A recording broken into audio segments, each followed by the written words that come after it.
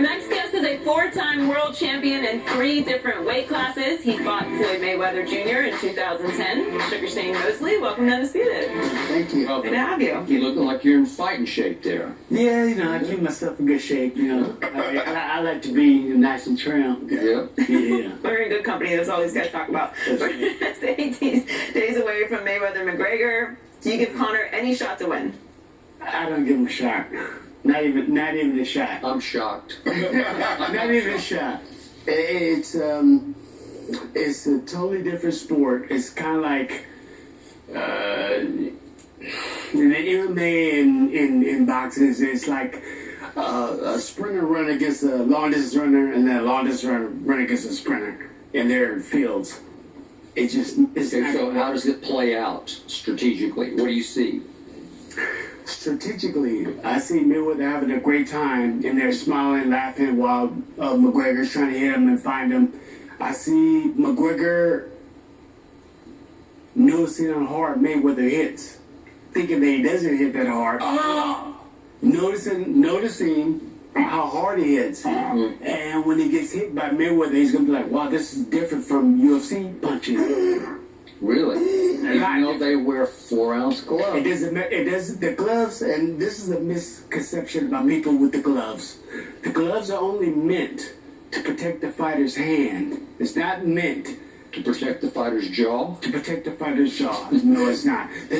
Back in the day, when fighters were fighting, they would burn knuckles, they would hurt their hands, they would break their hands. And they had to find a way to keep the fighters fighting instead of, slapping the hand because their hands are broke. So they put hand wraps on first, and then they start with the gloves next, so they can punch harder and tear the skin further. Do I hear you predicting a Floyd knockout? I think Floyd, if he wants to, can knock him out at least by the fourth, fifth round. So you think he might not want to? He'll just toy with him for more rounds? I think that he'll give the fans a show, Okay. and then he's going to be laughing all the way to the bank, but he's going to give him a show, and then he's going to knock him out in that field. It was almost like when James Toney fought in the UFC. Oh, yeah. Randy Couture, Yeah. and James elected to try to grab him and try to grapple him and stuff, try to beat him at his game in his field, and he got choked out. When the guy came down, James could have easily hit him with a right hand, but he didn't. He wanted to show that he can beat him at his game, but he couldn't. It's the same thing with Conor trying to go into the boxing like that and show Mayweather he can beat him at his field, which, I seen him, he sparred with Paulie, but I also seen him spar with another friend of mine that I spar with, I used for sparring, Chris Van Heerden. And Chris Van Heerden, it looked pretty easy. How Chris was handling them. Very easy. Where did you see that? I seen the video on tape. I seen the Chris Van Heerden video on tape. He showed me, because he was one of my sparring partners. Oh, okay. Has that been public or? No, we don't show that. Because they didn't want nobody by the fight. They didn't want nobody to come. No, we gotta make you think you can fight. Because we gotta get this 300 mil, because we don't get this. Paulie's head snap back? Probably, but. Well, I mean, with Paulie Malignaggi, he's a commentator now. And and he's not really working out in the gym. Like, I look like I'm in better shape than Paulie. Yeah, you look, give you that. Yeah, really. You know what I'm saying? So, I mean, if I was sparring Paulie out, I'd probably do the same thing. Right now, I'm 45, so that doesn't equate to Floyd. Paulie looked like he been eating crackers, sure. Yeah. Yeah, I mean, he was. I want to ask you this. Kind of big. What is it? Why is there a misconception that Floyd Mayweather Jr. doesn't punch hard?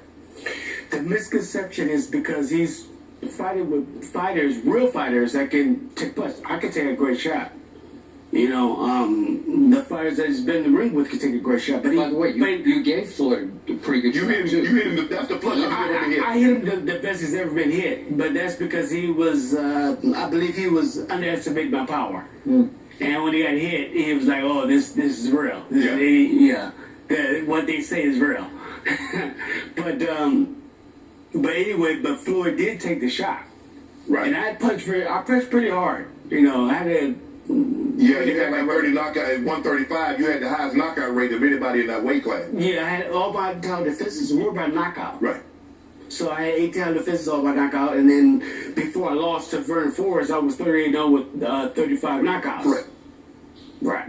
So that means I had to knock everybody out. You realize Floyd hasn't had a knockout since 1999. I'm talking about a KO knockout. Yeah, but Floyd doesn't go after a knockout. Like I said, when I fought Floyd, at that time, his knockout punch his punch was as hard as I believe Canelo's.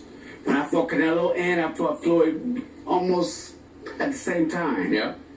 Both of their power felt the same to me. Now Canelo hits harder now because he's bigger and he's younger. You know, he's built up his man strength and everything. But back then, Canelo being bigger than Floyd hit about the same. Now Floyd knocked out Ricky Hatton. He knocked out a few guys. You can't just run in on Floyd and expect that to. Yeah. But he cracked and he fell flat on his face, just like Pacquiao cracked him and he fell We flat had on his Victor face. Ortiz sitting in your same seat, and Victor told us that he accidentally took a straight right from Floyd. How long ago was this? What was that year? 2012? Yeah. I think it was 2012. So took a straight right, and he thought, that wasn't that much. So he said he let him hit him with another straight right and another 4 times, and decided he can't crack an egg. That's from Victor Ortiz, sitting right in your same chair. Well, Victor Ortiz went down and he didn't get back up. He got sucker punched. He was apologizing to the referee. But even if you get, this is one thing about a fighter. Even if you get a second punch, if I see that shot, the only time I seen a shot like that was when Manny Pacquiao when he knocked me down. But if I see a shot, you're not knocking me down with that shot. Shay, give me some shit. I'm just trying to tell him. If the punches you don't see, they get you. Yeah, the punch you don't see is the one that's gonna knock you down. Now the one that you see, He's apologizing to the referee, and Floyd just cold cocks him. Twice. No. He's not apologizing to the referee. He's apologizing to Floyd. But he already apologized to Floyd. He tried to hug it out with him. He hugged it out. He apologized, and they went Floyd like this, and they both, and then he cracked him. Victor says Floyd cheap shotted him. He did with the left hook that missed, and then he followed with the elbow across the eye. I don't know if it was a cheap shot because you have to say that, Victor Ortiz cheap shotted him first with the headbutt. No, begin the way Victor told it was he took the elbow across the eye, the trailing elbow. He says when Floyd throws his punch, he catches it, and then the elbow comes across the brow to cut you. But he keeps Floyd of a dirty tactic. What Floyd does is Floyd with the left hook, and then you put the elbow under your chin so you won't duck down too low, and then put your head down. So he's trying to get room so you don't oversmother. He caught Victor over the eye, and I think he cut his eye, and Victor admits he lost his poise, his cool, and his temper, and intentionally headbutted him over in that corner, and then stepped back and was like, what am I doing? And he tried to hug with Floyd, and then they But he did like 2 or 3 times. I mean, I like Victor Ortiz. Victor, he's a great guy. Yeah. Victor Ortiz is a great guy. I like him. He knew he messed up, and he should have been expecting something to come back because of what he did. And they stopped the fight to pull away from. Yeah, he said, I'm sorry. He said, I'm sorry to the referee, and then he went again to say he overly doing it. And Floyd, if he just cold cocked him. Yeah, I mean that's it. That's his only knockout KO since 1999. And that was a sucker punch. Okay, I'm just gonna say this for a UFC guy.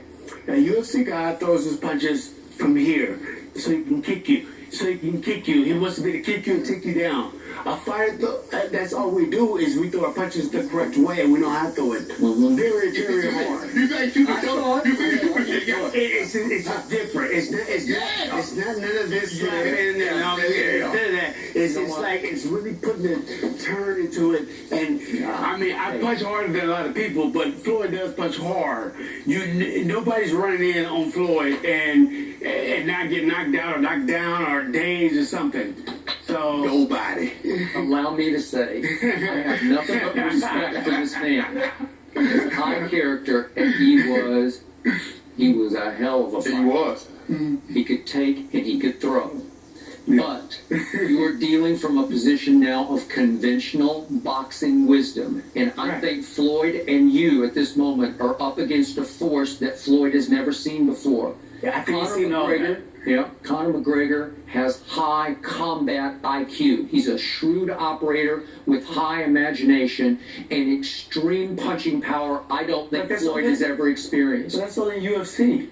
Okay, That's UFC fight. That's that boxing. It's different. If you watched him exchange with Victor, with Nate Diaz, my God, but Nate Diaz rocked him. But Nate Diaz can hit it like Floyd can hit. It's just not the same thing. Like they don't punch. Like maybe you can kick and take down and choke you out. We're not going to do that. But there's none of that going on. So they don't punch. That's why the MMA guys, all of them try to go to boxing and try to learn how to strike.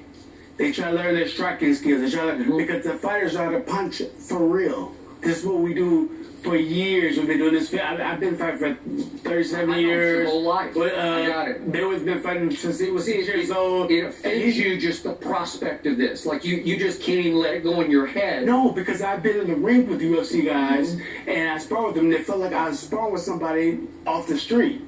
Like, that didn't even know how to it was so easy for me. It was ridiculous. And the guy was maybe like 180 or something, 190, and it was so easy to me to hit this guy. This is a bad man you're talking about here. I know, but the guy was This is good. the best striker. In UFC. He's the best striker in UFC. He is. You remember the movie White Man Can't Jump? Sidney Dean said it's too easy. Dude, don't go easy. If Floyd is not smiling while he's picking him apart, Yeah. if he's not smiling, then I'm gonna be hurt. Will he be smiling through the blood?